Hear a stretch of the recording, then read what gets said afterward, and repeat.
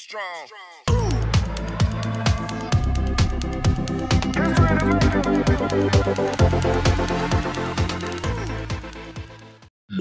Welcome to another episode of This Is How I Do It.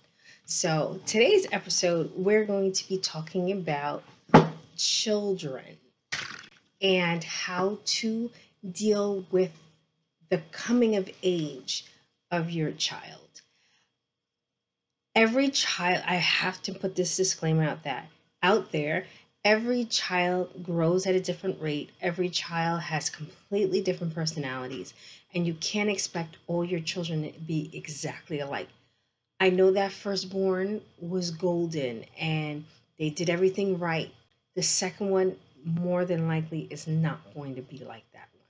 So you have to switch up with the child. I have three children, three biological kids that live with me. My daughter, she's older and an adult, so she's already out of the house. So I have kids in pretty much every stage. I don't want to say my daughter's age if she doesn't want me to, but my son, my oldest son, is 21. He just turned 21. Yay! He just turned 21.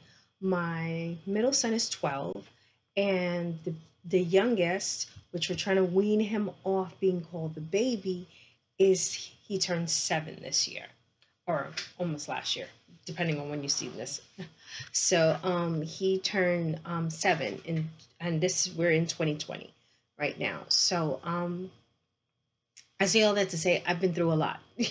I know for the most part with my kids, like I said, what is this called? This is how I do it. So don't write in, don't say a whole bunch of crazy stuff, because it's like I'm telling you how I did it just to give you an idea of what might work for you, because it worked for me. So that's why it's called This Is How I Do It. So today I was talking to someone and they were saying that their kid is at a certain age and they don't really cook for themselves.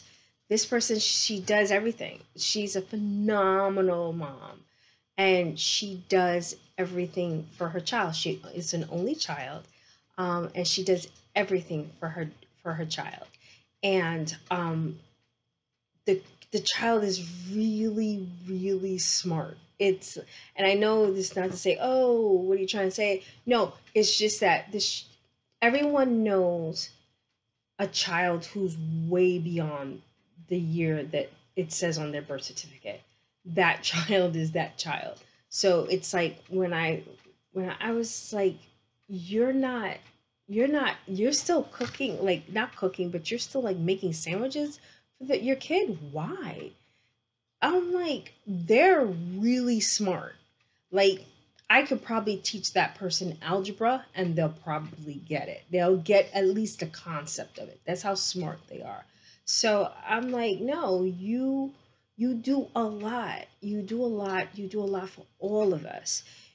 So you need to wean off and let them start doing what they know, what you teach them to do. So they agreed and they were like, okay, yeah, I see what you're saying, because our oldest started cooking probably when he was like 10, and I mean on the stove, like shh. 12-year old cooks. He just cooked dinner a couple of days ago, full-fledged chicken, rice, vegetable, salad. These kids can do it. They have the capacity to learn a lot faster. This 2.0, 3.0 version of us, they they grasp things a lot quicker.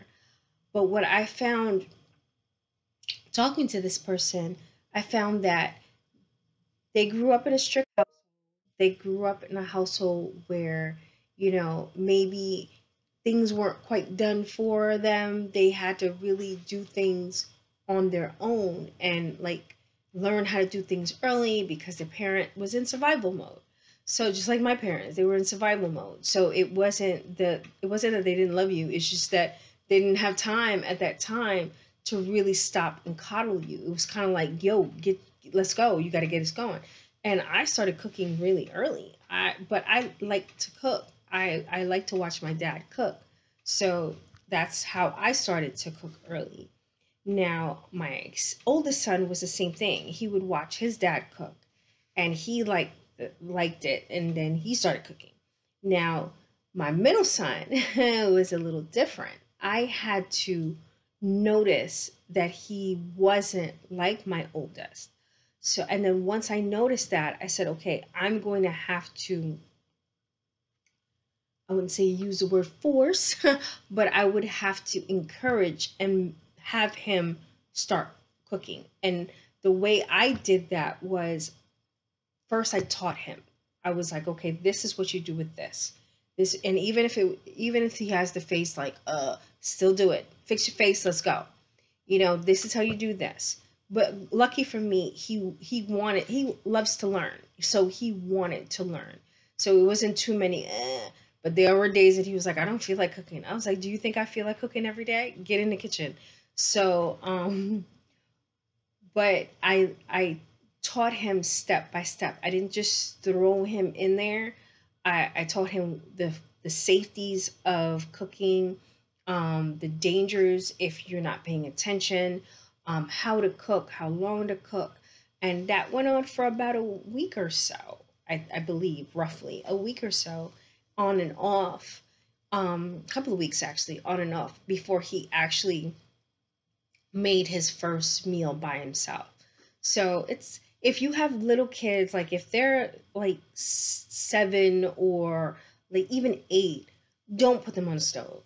They don't. I'm not telling anyone to put their kids on the stove. That's not what I'm saying. So do not put your kids on the stove. That is not what I'm saying. But they can make their own sandwich. They can make a peanut butter and jelly sandwich.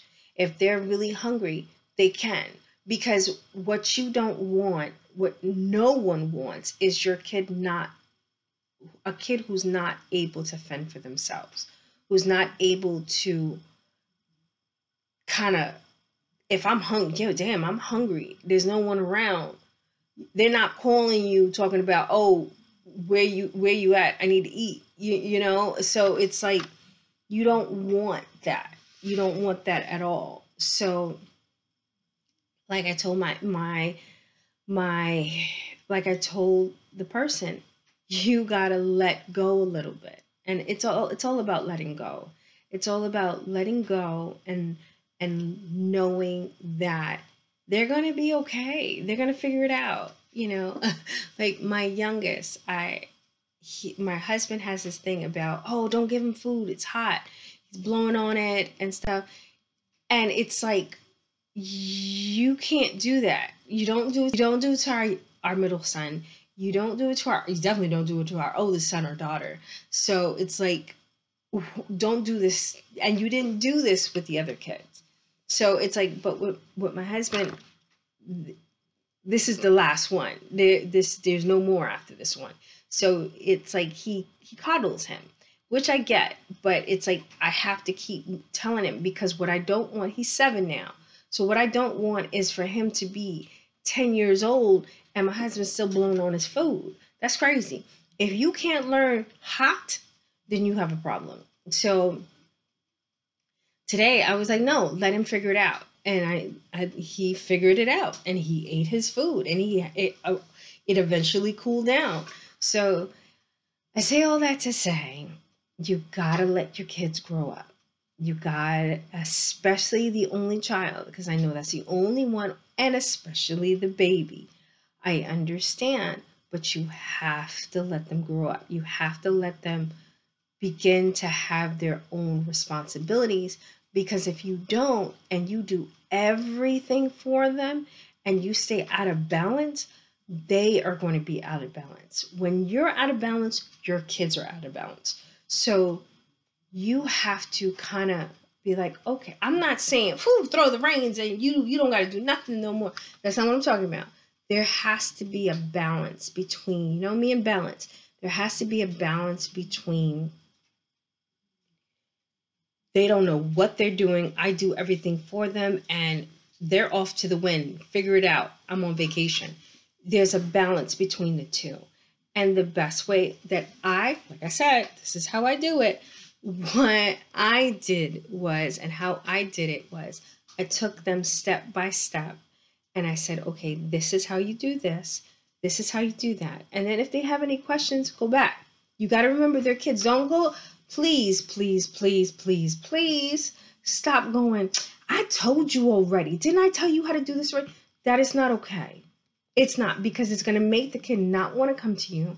It's going to make the kid feel that they're not very smart.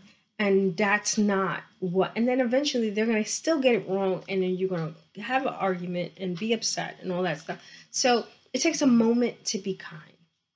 One moment to be kind. Just go back the same way you have to learn things over and over again. They're kids. They're definitely going to have to learn things over and over again. So be patient. Be patient. Give them leeway to make mistakes. Maybe they made a mess. Teach them to clean up their mess. Teach them the safeties of a butter knife, because you can get hurt with a butter knife. Teach them the safeties of a butter knife. And then when they graduate to a sharp knife, teach them the safeties of a sharp knife. When they graduate from the toaster to the microwave, or from the microwave to the toaster, whichever one you feel is safer, and then they graduate to the soap, everything has its safety precautions that you tell them. Be upfront, tell them what the safety precautions are, how to stay safe in the kitchen, the dangers of the kitchen. The kitchen's not a playground, and they'll be fine. But you have to let them grow. You have to let them grow up. All right. I hope you guys like this. Comment below if you liked it. If not, it will get better. Stay with us. I will talk to you guys soon. Stay up, stay blessed, and let those kids grow up. Deuces.